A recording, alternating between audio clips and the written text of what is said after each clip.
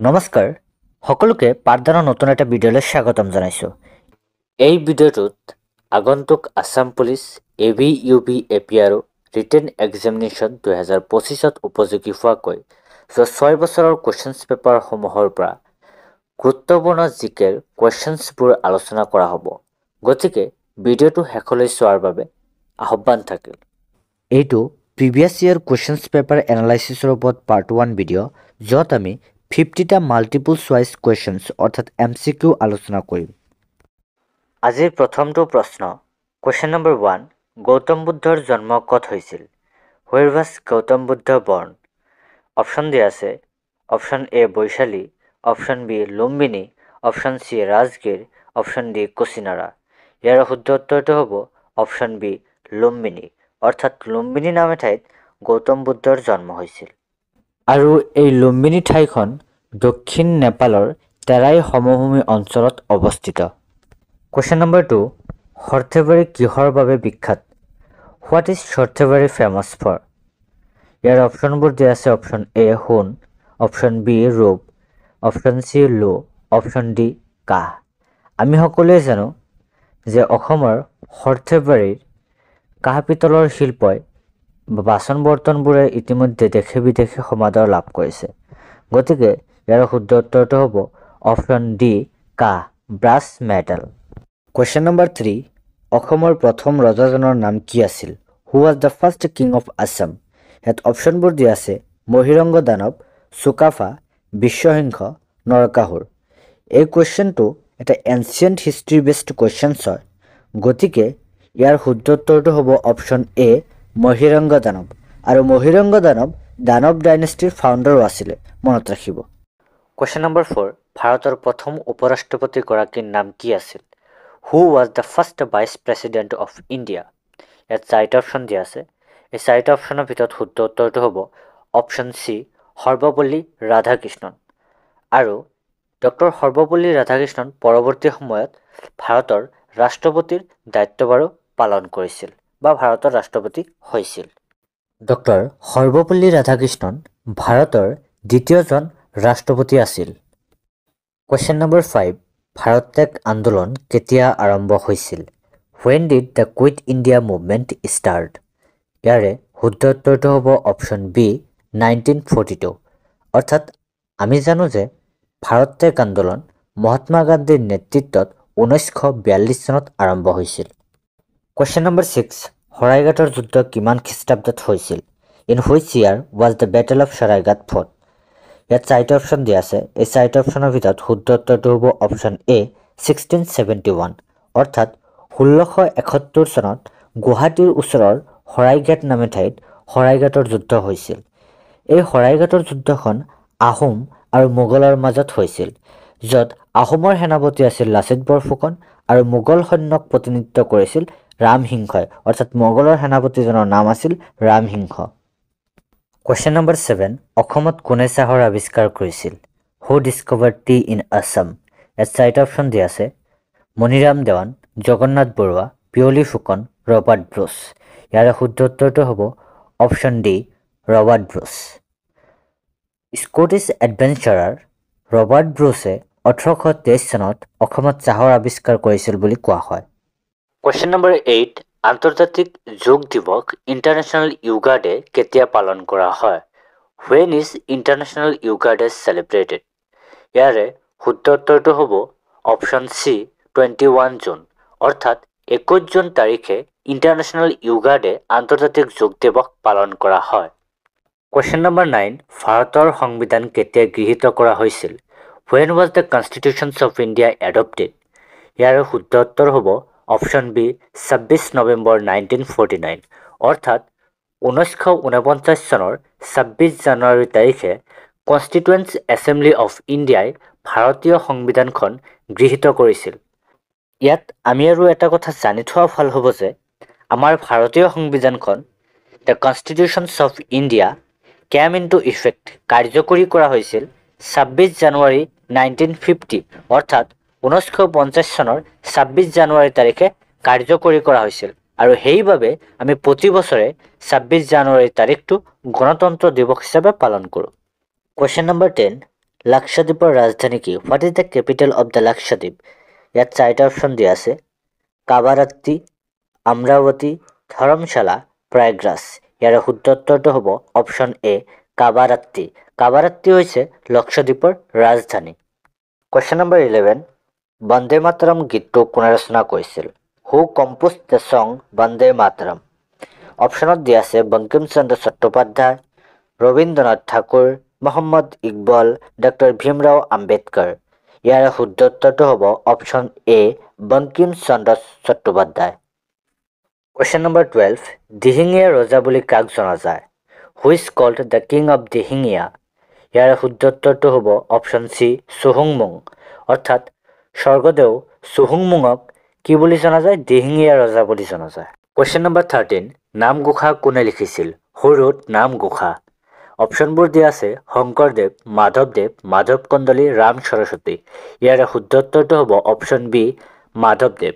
অৰ্থাৎ শ্ৰী শ্ৰী মাধৱদেৱে নামঘোষা ৰচনা কৰিছিল।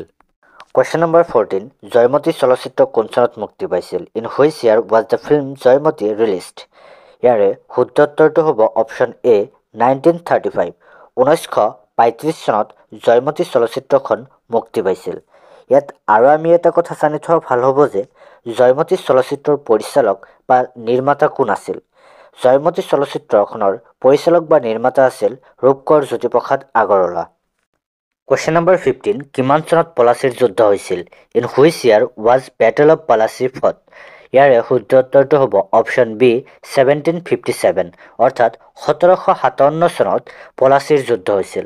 আৰু এই পলাচীৰ যুদ্ধখন ব্ৰিটিছ ইষ্ট ইণ্ডিয়া কোম্পানী আৰু বংগৰ শেষৰজন স্বাধীন নবাব চিৰাজউদ্দৌলাৰ মাজত হৈছিল। কুৱেশ্যন নম্বৰ 16, প্ৰধানমন্ত্ৰীয়ে স্বচ্ছ ভাৰত অভিযান ক'ৰ পৰা আৰম্ভ কৰিছিল? Where did the Prime Minister start the স্বচ্ছ ভাৰত অভিযান? অপশ্যনত দিয়া আছে ৰাজঘাট, নতুন দিল্লী, অভয়ঘাট, লালকিল্লা। ইয়াৰ শুদ্ধ উত্তৰটো হ'ব অপশ্যন এ, ৰাজঘাট। অৰ্থাৎ ৰাজঘাটৰ পৰা ভাৰতৰ প্ৰধানমন্ত্ৰী নৰেন্দ্ৰ মোদী ডাঙৰীয়াই স্বচ্ছ ভাৰত অভিযান আৰম্ভ কৰিছিল। আৰু এই ৰাজঘাটতে মহাত্মা গান্ধীৰ সমাধিস্থল আছে।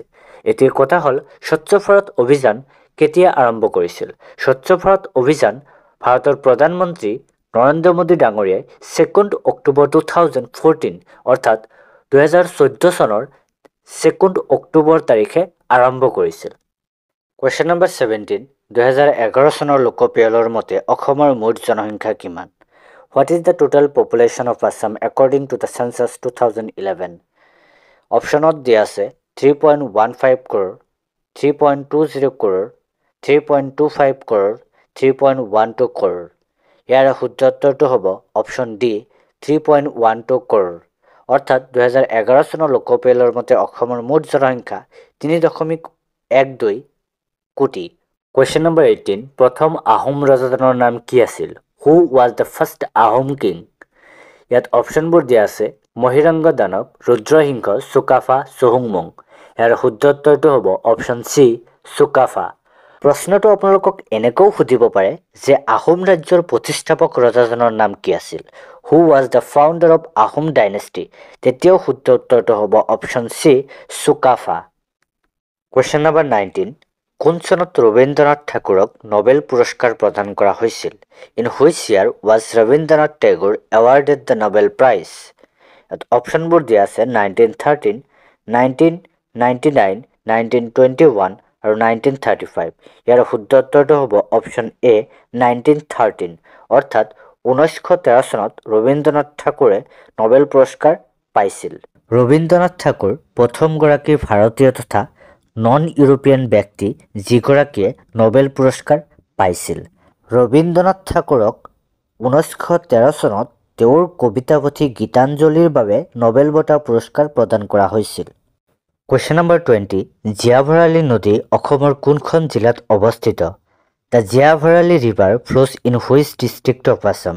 অপশ্যনত দিয়া আছে লখিমপুৰ, শোণিতপুৰ, নগাঁও, শিৱসাগৰ। ইয়াৰ শুদ্ধ উত্তৰটো হ'ব অপশ্যন বি, শোণিতপুৰ। আৰু জীয়াভৰালী নদীখন ব্ৰহ্মপুত্ৰৰ এখন ৰাইট বেংক ট্ৰিবিউটাৰী হয়, মনত ৰাখিব। কুৱেশ্যন নম্বৰ 21, অসমৰ মুঠ মাটিকালি কিমান? What is the total area of Assam? ইয়াৰে শুদ্ধ উত্তৰটো হ'ব option D, 78,400 438 square kilometre. Question number 22, মাধৱদেৱৰ জন্ম ক'ত হৈছিল? হুৱেৰ ৱাজ মাধৱদেৱ বৰ্ণ? অপশ্যনত দিয়া আছে আলিপুখুৰী, লেটেকুপুখুৰী, বৰদোৱা, কোচবিহাৰ। ইয়াৰ শুদ্ধ উত্তৰটো হ'ব অপশ্যন বি, লেটেকুপুখুৰী। অৰ্থাৎ মাধৱদেৱৰ জন্ম লেটেকুপুখুৰী নামে ঠাইত হৈছিল। কুৱেশ্যন নম্বৰ 23, ভাৰত পাকিস্তান সীমান্তক কি নামেৰে জনা যায়? হোৱাট ইজ দ্য ইণ্ডো পাক বৰ্ডাৰ নোন এজ? অপশ্যনত দিয়া আছে Radcliffe line, McMahon line, Durant line আৰু পাল্ক ষ্ট্ৰেইট। ইয়াৰ শুদ্ধ উত্তৰটো হ'ব অপশ্যন এ, ৰেডক্লিফ লাইন। অৰ্থাৎ ভাৰত পাকিস্তান সীমান্ত যিটো বা বৰ্ডাৰ আছে, সেই বৰ্ডাৰটোক আমি ৰেডক্লিফ লাইন বুলি জানো। কুৱেশ্যন নম্বৰ 24, অসম সাহিত্য সভা কিমান চনত স্থাপন কৰা হৈছিল? ইন হুইচ ইয়াৰ আছাম সাহিত্য সভা ৱাজ ইষ্টাব্লিছড? অপশ্যনবোৰ দিয়া আছে 1920, 1917, 1923, 1888। ইয়াৰ শুদ্ধ উত্তৰটো হ'ব অপশ্যন বি, 1917। অৰ্থাৎ অসম সাহিত্য সভা 1917 চনত স্থাপন কৰা হৈছিল আৰু ইয়াৰ প্ৰথমজন সভাপতি আছিল পদ্মনাথ গোহাঁই বৰুৱা। কুৱেশ্যন নম্বৰ 25, অসমৰ বৰ্তমান জিলা কিমানখন? How many districts are there in Assam at present?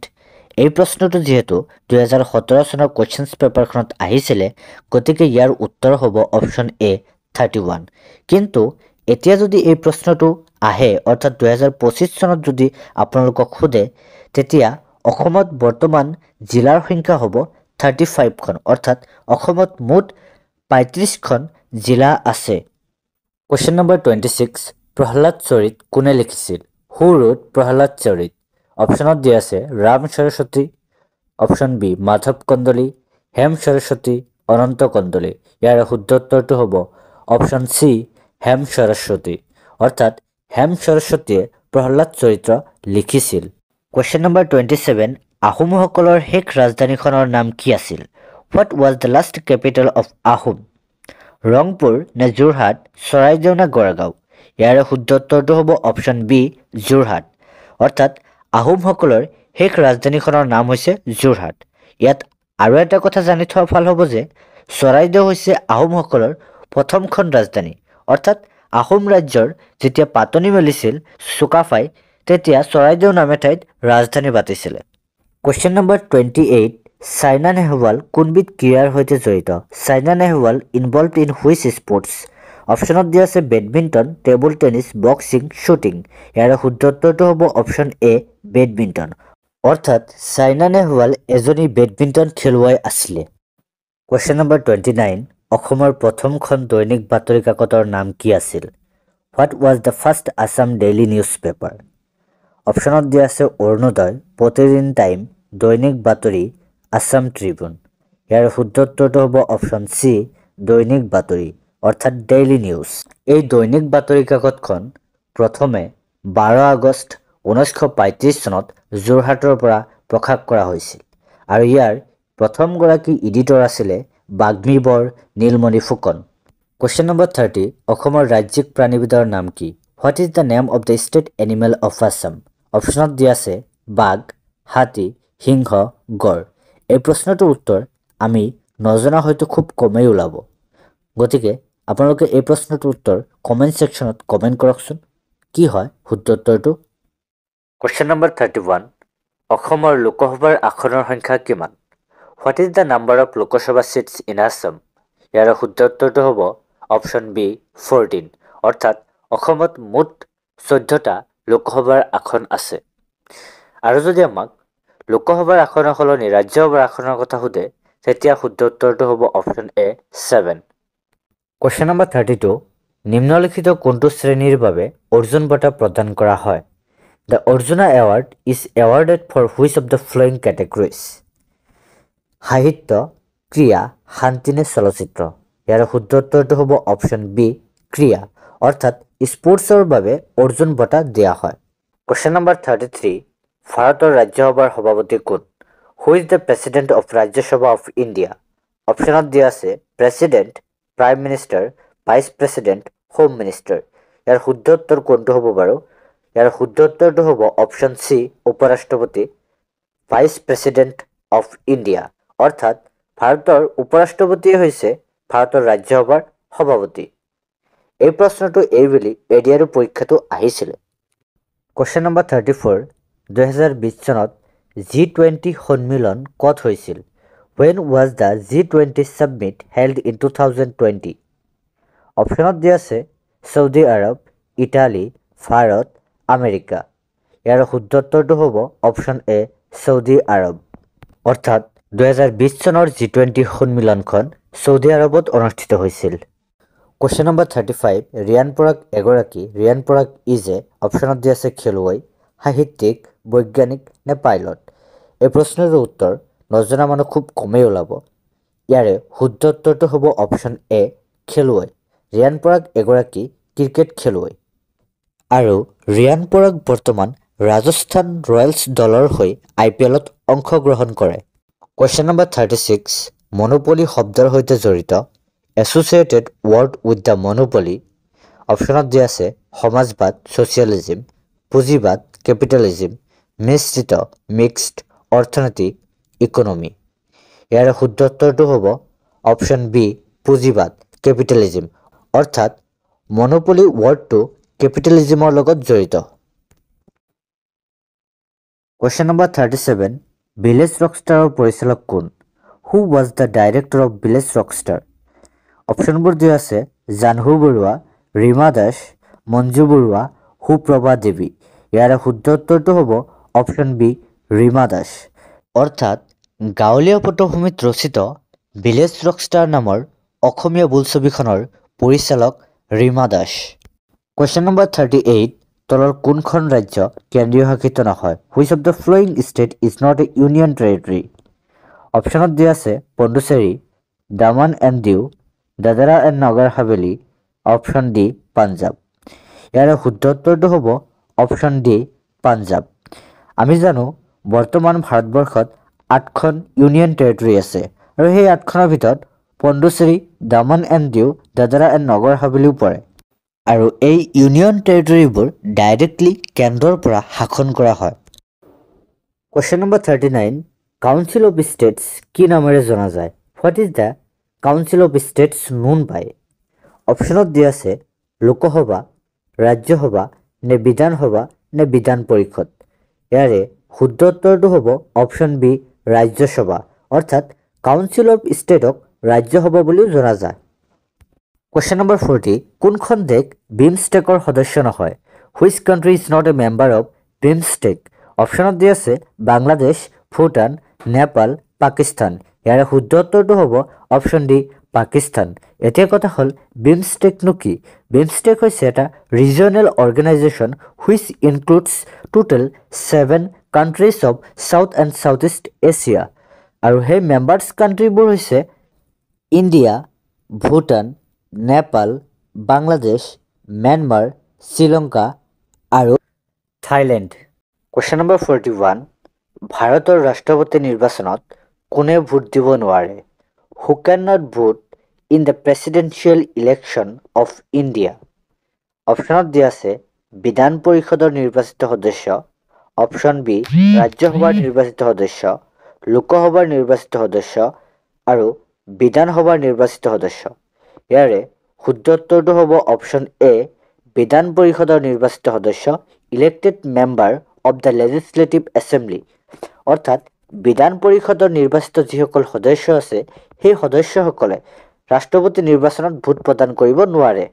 Question number 42 Bordoloi trophy কোনবিধ খেলৰ সৈতে জড়িত? What sports is the Bordoloi trophy associated with? অপশ্যনত দিয়া আছে ক্ৰিকেট, হকী, ফুটবল নে বেডমিণ্টন। ইয়াৰে শুদ্ধ উত্তৰটো হ'ব অপশ্যন চি ফুটবল খেলৰ লগত জড়িত। বৰদলৈ ট্ৰফী ফুটবল খেলৰ লগত জড়িত আৰু এই বৰদলৈ ট্ৰফীখন প্ৰথমবাৰৰ বাবে 1952 চনত আৰম্ভ কৰা হৈছিল। কুৱেশ্যন নম্বৰ 43 ভাৰতৰ ৰাষ্ট্ৰীয় গীতটিৰ ৰচক কোন? Who is the composer of the national anthem of India? অপশ্যনত আছে ৰবীন্দ্ৰনাথ ঠাকুৰ, বংকিম চন্দ্ৰ চেটাৰ্জী, মহম্মদ ইকবাল, লক্ষ্মীনাথ বেজবৰুৱা। ইয়াৰ শুদ্ধ উত্তৰটো হ'ব অপশ্যন এ ৰবীন্দ্ৰনাথ ঠাকুৰ। আমি সকলোৱে জানো ভাৰতৰ ৰাষ্ট্ৰীয় গীত নেশ্যনেল এন্থেম জনগণ মনৰ ৰচক হৈছে ৰবীন্দ্ৰনাথ টেগোৰ। কুৱেশ্যন নম্বৰ 44 হুৰ মুখ্য কাৰ্যালয় ক'ত অৱস্থিত? Where is the who who headquarters located হু মানে হৈছে ৱৰ্ল্ড হেল্থ অৰ্গেনাইজেশ্যন অপশ্যনত দিয়া আছে জেনেভা নিউয়ৰ্ক ভিয়েনা পেৰিছ ইয়াৰ শুদ্ধ উত্তৰটো হ'ব অপশ্যন এ জেনেভা আৰু এই জেনেভা ছুইজাৰলেণ্ডত আছে কুৱেশ্যন নম্বৰ 45 গোল্ডেন চিল্ক বুলি কোৱা হয় which product is called golden silk of Assam অপশ্যনত দিয়া আছে এৰী মুগা পাট নে মালবেৰী ইয়াৰ শুদ্ধ উত্তৰটো হ'ব অপশ্যন বি মুগা অৰ্থাৎ মুগাক কি বুলি জনা যায় গোল্ডেন চিল্ক অফ আছাম বুলি জনা যায় যেটো পৃথিৱী বিখ্যাত কোৱেশ্চন নম্বৰ 46 অৰুণাচল প্ৰদেশৰ ৰাজধানীৰ নাম কি what is the capital of Arunachal Pradesh অপশ্যনত আছে আগৰতলা ইম্ফল কোহিমা নে ইটানগৰ ইয়াৰ শুদ্ধ উত্তৰটো হ'ব option D Itanagar question number 47 পথৰুঘাটৰ ৰণ হোৱা ঠাইখনৰ নাম কি এই কোৱেশ্চনটো 2022 চনত আহিছিলে what is the name of the place ৱেৰ the battle of Patharughat টুক প্লেচ অপশ্যনত দিয়া আছে ৰঙিয়া দৰং নগাঁও নে তেজপুৰ হ'ব ইয়াৰ শুদ্ধ উত্তৰটো হ'ব অপশ্যন বি দৰং আমি সকলো জানো যে দৰঙত সেই ইতিহাস প্ৰসিদ্ধ পথৰুঘাটৰ ৰণৰ কথা য'ত ব্ৰিটিছৰ পুলিচ বাহিনীয়ে শ আমাৰ ভাৰতীয় তথা অসমৰ কৃষকসকলক গুলিয়াই হত্যা কৰিছিল কোৱেশ্চন নম্বৰ 48 মেৰী কমে অলিম্পিকত কেইটা পদক পাইছিল how many medals did Mary Kom win in the Olympics ইয়াতে শুদ্ধ উত্তৰটো হ'ব অপশ্যন এ 1 অৰ্থাৎ মেৰী কমে অলিম্পিকত এটা পদক পাইছিল আৰু সেইটো আছিল গোল্ডৰ পদক অৰ্থাৎ সোণৰ পদক কোৱেশ্চন নম্বৰ 49 অসম চুক্তি কোন চনত স্বাক্ষৰিত হৈছিল in which year was the Assam accord signed অপশ্যনত দিয়া আছে 1985 1990 1995 1955 ইয়াৰ শুদ্ধ উত্তৰটো হ'ব অপশ্যন এ 1985 অৰ্থাৎ 1985 চনত অসম চুক্তি স্বাক্ষৰিত হৈছিল কোৱেশ্চন নম্বৰ 50 নামঘোষাৰ ৰচক কোন who's the author of Namghosha ইয়াতে অপশ্যনবোৰ দিয়া আছে শ্ৰীমন্ত শংকৰদেৱ মাধৱ কন্দলী ভট্টদেৱ ইয়াৰ শুদ্ধ উত্তৰটো হ'ব অপশ্যন বি মাধৱদেৱ অৰ্থাৎ শ্ৰী মাধৱদেৱে নামঘোষা ৰচনা কৰিছিল আপোনালোকে মন কৰিছেনে এই কুৱেশ্যনছটো কিছু মুহূৰ্ত আগতেও এই ভিডিঅ'টোত আমি আলোচনা কৰিছোঁ যেটো 2017 চনৰ অসম পুলিচৰ কুৱেশ্যনছ পেপাৰত আহিছিল আৰু 2022 চনতো এই কুৱেশ্যনছ পেপাৰ ৰিপিট কৰিছে গতিকে আপোনালোকে প্ৰিভিয়াছ ইয়াৰ কুৱেশ্যনছ পেপাৰসমূহৰ ওপৰত বেছিকৈ গুৰুত্ব আৰোপ কৰিব আৰু সেইবোৰ ভালদৰে এনালাইচিছ কৰিব তাৰ পৰা বহুতো কুৱেশ্যনছ ৰিপিট কৰা দেখা যায় আজিৰ ভিডিঅ'টো ইমানতেই অন্ত পৰিছে থ্যাঙ্কস ফৰ ওয়াচিং পৰৱৰ্তী পাৰ্টটো অতি সোনকালে আপলোড দিবলৈ চেষ্টা কৰিম